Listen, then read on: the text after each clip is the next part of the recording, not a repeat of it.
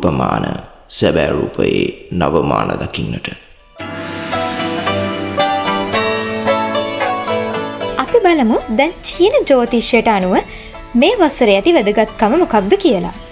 2026 වසර චීන දින දර්ශනයට අනුව ගිනි අශ්වයාගේ වසර. ඒ කියන්නේ Year of the Fire Horse. වේගය සහ ශක්තිය පිළිබඳව චීන ජ්‍යොතිෂයට අනුව මේ වසර පෙන්වා දෙනවා.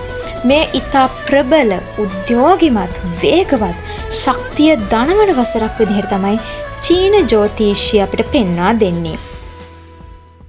ඒ වගේම තමයි සමාජීය සහ ආර්ථික වශයෙන් ඉතා වේගවත්, අනපේක්ෂිත පරිවර්තනයක් සිදුවෙන්න මේ කාලය කියාපු කාලයක්. ඉතින් ඔයාගේ වැඩ නතර කරලා තියෙනවද?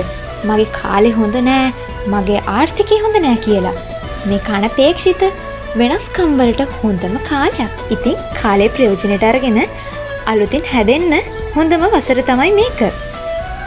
ඔයාලා හැමෝටම ජයග්‍රාහී වසරක් වේවා.